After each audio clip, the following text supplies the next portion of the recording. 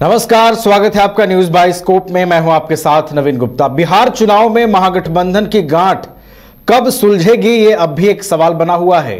सीटों को लेकर अभी तक महागठबंधन की ओर से कोई साझा ऐसा घोषणा नहीं हुआ है जिसमें यह स्पष्ट हो सके कि महागठबंधन के सभी दल इतने सीटों पर चुनाव लड़ने के लिए राजी हैं। और इन्हीं खिटपिट के बीच अब देखिए, राजस्थान के पूर्व मुख्यमंत्री कांग्रेस के वरिष्ठ नेता अशोक गहलोत पटना पहुंचे हैं। तेजस्वी यादव से उनकी मुलाकात हुई है और सब कुछ ऑल इज वेल करने की कोशिश की जा रही है। लगातार जो ये सवाल उठ रहे हैं कि ये महागठबंधन में अगर इस तरह की त्रुटियां अभी से हैं तो चुनावों में कैसे ये जाएंगे, चुनावों में इसका कितना प्रभाव पड़ेगा, ये तमाम बातें हो रही हैं। इसी बीच अशोक गहलोत की ये मुलाकात कितना प्रभाव डालेगी, महागठबंधन को कितना इंटैक्ट रख पाएगी और महागठबंधन कितना सुचारू और सटीक ढंग से आगे काम कर पाएगा, ये देखने वाली बात होगी। लेकिन हम समझेंगे कि इस मुलाकात के मायने क्या हैं और क्या कुछ सुलझाने की कोशिश अशोक गहलोत ने की है। हमारे साथ सहयोगी विवेक जुड़े हुए हैं, उनके पास चलेंगे। विवेक, अशोक गहलोत कांग्रेस के वरिष्ठ नेता हैं, राजस्थान के पूर्व मुख्यमंत्री हैं, वो पटना पहुंचते हैं, तेजस्वी यादव से उनकी मुलाकात होती है। इस मुलाकात को पहले समझाइए विवेक कि ये मुलाकात कितनी अहम रही है, क्या बातें हुई होंगी और सीटों पर जो रार है, महागठबंधन को लेकर जो सवाल उठ रहे हैं कि महागठबंधन के अंदर ही खिटपिट है, क्या अशोक गहलोत की ओर से कोशिश की गई होगी, क्या बातें तेजस्वी से हुई होगी? जी बिल्कुल नवीन, अशोक गहलोत जो है आज बिहार के दौरे पर पहुंचे हैं और तेजस्वी यादव से मुलाकात करने के लिए खास से उनकी जो दौरा है। तेजस्वी यादव से मुलाकात भी हुई, 1 घंटे तक बातचीत भी हुई, लेकिन जो मामला है, मामला सुलझा नहीं है। जो अंदर खाने की जो खबरें हैं कि मामला सुलझा नहीं है। तेजस्वी यादव अगर मामला सुलझा लेते, जिस तरीके से आज तेजस्वी यादव ने जो घोषणाएं जो जारी की है कि हमारी सरकार बनेगी तो हम ये करेंगे, जो जीविका दीदियों के लिए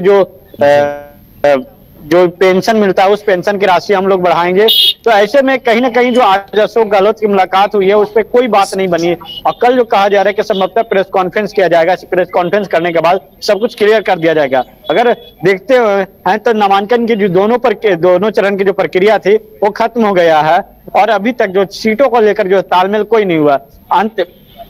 20 तारीख को आखिरी चरण के नामांकन थे। उस दिन तेजस्वी यादव अपने जो लिस्ट जारी करते हैं कि हमारी पार्टी 143 सीटों पर चुनाव लड़ रही है।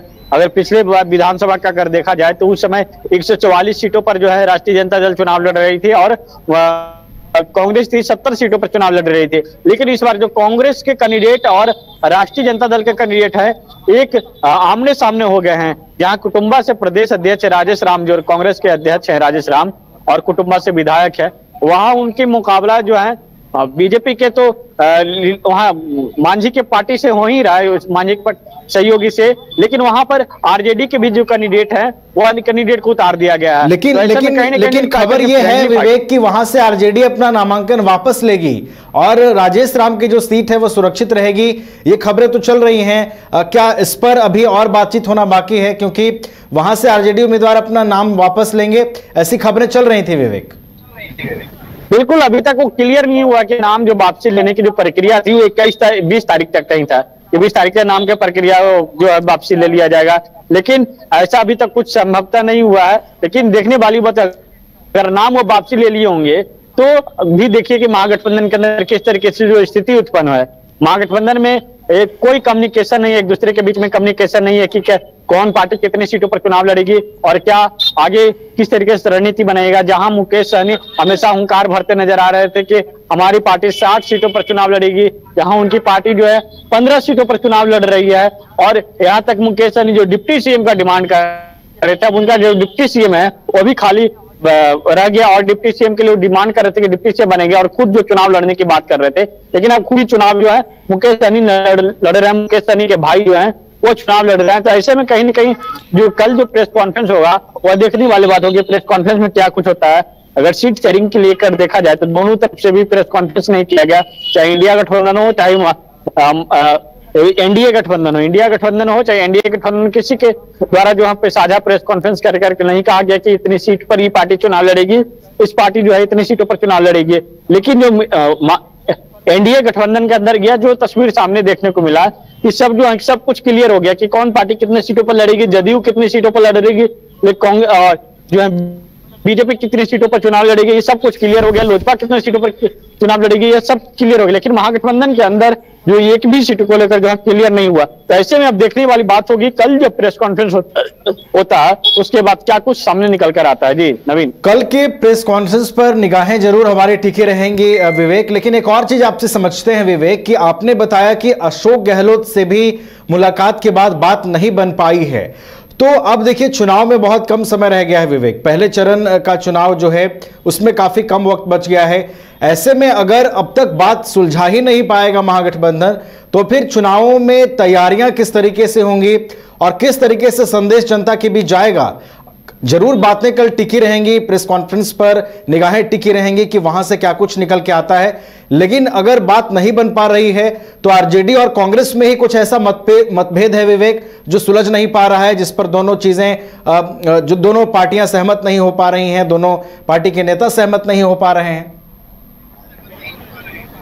बिल्कुल है, दोनों पार्टियों के अंदर जो है सहमति नहीं देखने को मिला, चाहे भाकपा माले भी हो, भाकपा माले के द्वारा भी तो सहमति देखने को नहीं मिल रहा। भाकपा माले जो कल तक कह रही थी कि हमारी पार्टी जो है 30 सीटों पर चुनाव लड़ेगी, लेकिन इस बार भी देखा जाए तो भाकपा माले भी उतनी सीटों पर 30 सीटों पर चुनाव लड़ रही है, लेकिन कई जगह ऐसे कैंडिडेट, 11 जगह ऐसे कैंडिडेट जहां महागठबंधन में एक दूसरे पार्टी जो है एक दूसरे के खिलाफ में है, जहां कांग्रेस के कैंडिडेट हैं वहां राजद अपना उम्मीदवार घोषित कर दिया, जहां सीपीआई के हैं तो वहां पे कांग्रेस जो है अपना उम्मीदवार घोषित कर दिया है। तो ऐसे में कहीं ना कहीं जो अब जो समय है समय कम बच गया है। 6 तारीख को पहले चरण की वोटिंग की प्रक्रिया हो गया, उसके बाद दूसरे चरण की जो वोटिंग की प्रक्रिया जो है 11 तारीख को संपन्न होंगे और 14 तारीख को जो है नतीजे आ जाएंगे। लेकिन उससे अभी तक जो देखा जाए ना तो कांग्रेस के कोई बड़े नेता बिहार आकर चुनाव प्रचार प्रसार कर रहे हैं, चाहे राहुल गांधी हो चाहे प्रियंका गांधी हो, ऐसे जो बड़े नेता हैं, चाहे मल्लिकार्जुन खड़गे हो, कोई भी नेता नहीं आ रहे हैं। तो ऐसे में तेजस्वी यादव लगातार मोर्चा संभाले हुए, तेजस्वी यादव को देख रहे होंगे कि हमेशा लगातार तमाम विधानसभाओं में जा रहे हैं, और ऐसे में आज जो है उन्होंने प्रेस कॉन्फ्रेंस कर भी जो घोषणा पत्र जो जारी की है उसमें साफ तौर पर जारी कर दिया कि तेजस्वी यादव अकेले, कोई भी कांग्रेस के नेता नहीं था। जो अगर गठबंधन में कोई भी चुनाव 5 से 6 दल मिलकर जो चुनाव लड़ रहे हैं, गठबंधन में कोई भी बात बनती है तो सभी लोगों के राय मशवरे ले लिए जाते हैं, उसके बाद ही आगे की जो है प्रक्रिया की जाती है कि आगे क्या कुछ करना है, किस तरीके से कौन सी सीट पर किसको चुनाव लड़वाना है, और गठबंधन को कैसे जो अगले जो एनडीए गठबंधन है उसको कैसे डैमेज कंट्रोल करना है, इन तमाम चीजों पर रणनीति बनती है। लेकिन यहाँ महागठबंधन के अंदर जो है कोई रणनीति नहीं बना, जहां प्रदेश अगर महागठबंधन के अंदर जो अगर स्थिति सब कुछ सामान्य रहता तो कांग्रेस के प्रदेश अध्यक्ष के खिलाफ किसी का उम्मीदवार घोषणा करने की बात नहीं आती, चाहे जहां से सिटिंग एमएलए हैं घोसी विधानसभा से, वहां पर आरजेडी अपना प्रत्याशी नहीं देता। तो ऐसे में कहीं ना कहीं कह सकते हैं महागठबंधन के अंदर जो ऑल इज वेल का जो बात चल रही है, ऑल इज वेल कुछ ही तरीके से नहीं है। जी चलिए, महागठबंधन में कुछ भी ऑल इज वेल नहीं है और ये गांठ सुलझने के बजाय लगातार उलझती जा रही है। अब देखना होगा कि अब जब चुनावों का समय बेहद नजदीक है तो किस तरीके से आपसी कोऑर्डिनेशन महागठबंधन के तमाम घटक दलों के बीच बनता है। कल एक साझा प्रेस कॉन्फ्रेंस होना है, उसमें किन किन चीजों से पर्दा उठता है और महागठबंधन में जो सब कुछ ऑल इज वेल होने का नहीं होने का जो दावा हो रहा है उस पर महागठबंधन किस तरीके से जवाब देती है, अपनी मजबूती को किस तरीके से सामने रखती है, इस पर भी हमारी नजर बनी रहेगी। बहुत बहुत आपका शुक्रिया विवेक हमारे साथ जुड़ने के लिए। अरे कहाँ चले सुबह सुबह? अरे चिंटू इंजीनियर, घर बन रहा है ना, टीएमटी रिबार लेना है। कौन सा? कोई भी सस्ता वाला। और नया फोन ये कैसे लिया? ये स्टोरेज, कैमरा, डिस्प्ले सब चेक करके लिया है। अच्छा, तो फोन के लिए इतना रिसर्च और घर के लिए? मतलब टाटा स्टील आशियाना पे रिसर्च करोगे तभी पता चलेगा कि टाटा टिस्कॉन 550 SD में है बेहतर ताकत और लचक, जो आपके घर को दे सुरक्षा के साथ सेविंग्स भी।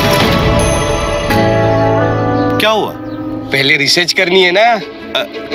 टाटा टिस्कॉन 550 SD, समझदार बने, बेहतर चुने। शहर की भीड़ से बोर हो गए हो? तो चलिए आज नए वाइब में आपको लेके चलते हैं, जिसका नाम है वैदिक विलेज।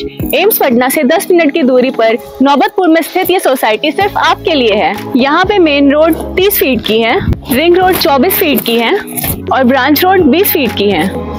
यहाँ मिलेगा आपको स्विमिंग पूल, जॉगिंग ट्रैक, मंदिर और 24/7 सिक्योरिटी कैमरा जैसी बेसिक एमिनिटीज। शांति और सुकून से भरा प्लॉट चाहिए तो सोचना बंद करो, अभी कॉल करो नीचे दिए हुए नंबर पे। घर रहने का मकान भर नहीं, ये खुशियों की तिजोरी है। दरवाजे पर दस्तक देता पड़ोस, खिड़कियों से उमड़ आता आसमां, तारों में उलझी ऐसी ना जाने कितनी दास्तां। कहती हैं चले डायमंड सिटी, एक सफर हम सफर के साथ अपने घर तक। Diamond city, life long bonding, 500 से ज्यादा खुशहाल डायमंड परिवार। जल्दी करें, सिर्फ 200 फ्लैट बाकी। आज ही बुक करें अपना आशियाना।